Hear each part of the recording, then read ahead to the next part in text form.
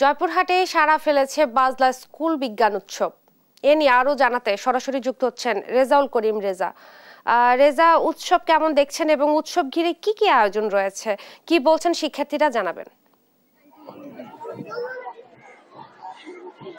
হ্যাঁ, ধন্যবাদ আপনাকে। ফিজিক্স অলিম্পিয়াড আর কিছুক্ষণের মধ্যেই শেষ হয়ে যাবে, পরীক্ষার সময় শেষ হয়ে যাবে এবং 15 মিনিটের একটি ব্রেকের পরে পৃথিবী বদলাও এই স্লোগানকে সামনে রেখে জয়পুরহাটে কিন্তু 51 দিন ব্যাপী এই তারুণ্যের উৎসব হচ্ছে। এই তারুণ্যের উৎসবে জয়পুরহাটের আজকে যে অনুষ্ঠানটি হচ্ছে সেটা হচ্ছে যে বাজলা স্কুল বিজ্ঞান উৎসব। এই বিজ্ঞান উৎসবে কিন্তু জয়পুরহাট জেলার অধিকাংশ মাধ্যমিক পর্যায়ের যে স্কুলগুলো আছে এই স্কুলের শিক্ষার্থীরা তাদের বিজ্ঞান ভিত্তিক যে 10টি ইভেন্টে তারা প্রোগ্রামে রেজিস্ট্রেশনের মাধ্যমে অংশগ্রহণ করেছেন।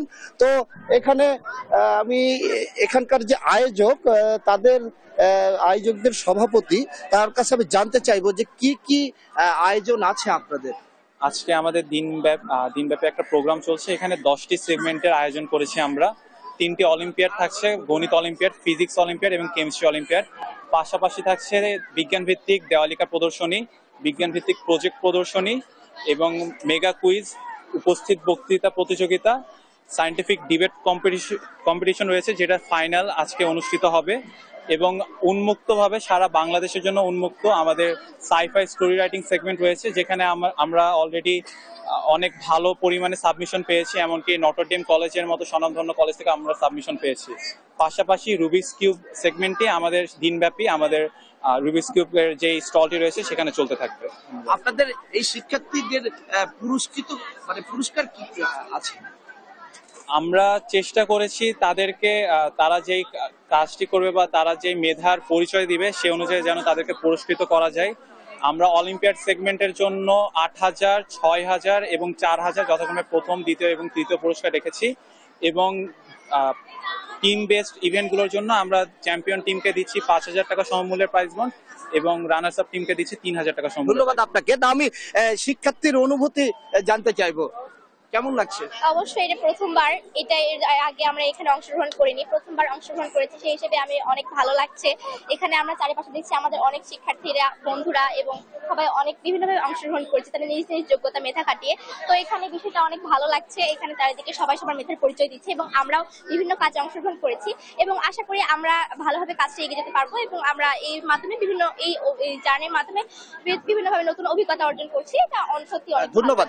তো আরেকজন শিক্ষার্থীর কাছে আমি জানতে চাইবো যে কেমন লাগছে, রেজিস্ট্রেশন করা হয়েছে কি? হ্যাঁ, রেজিস্ট্রেশন করা হয়েছে এবং আমরা আমাদের আইডি কার্ড গুলো পেয়ে গেছি। খুব ভালো লাগছে। এরকম আয়োজন এর আগে জয়পুরহাটে অবশ্য হয় নাই, এটাই প্রথম এবং খুব ভালো লাগছে। আশা করছি পুরো অনুষ্ঠানটি খুব সুন্দরভাবেই সম্পূর্ণ হবে। ধন্যবাদ। ধন্যবাদ। তো একটা বিষয় আমি জানিয়ে রাখি যে এখানে কিন্তু মাধ্যমিক পর্যায়ের যে শিক্ষার্থীরা তাদের কিন্তু বিভিন্ন স্টল দিয়েছেন। বিজ্ঞান ভিত্তিক যেগুলো তাদের বানানো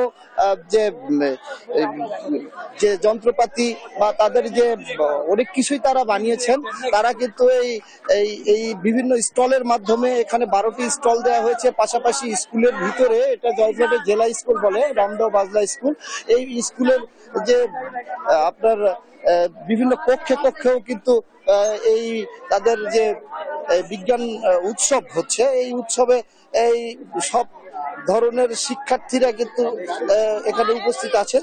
তো সর্বোপরি বলা যায় যে জয়পুরহাটের একটি ব্যতিক্রমধর্মী একটি অনুষ্ঠান ইতিপূর্বে এখানে এই মাঠে কোনো সময় হয়নি। তো এটা শিক্ষার্থী, অভিভাবক এবং এখানকার যে সুধীজনরা কিন্তু এই অনুষ্ঠানকে সাধুবাদ জানিয়েছে। এই ছিল আমার জয়পুরহাট থেকে বিজ্ঞান উৎসব থেকে সর্বশেষ।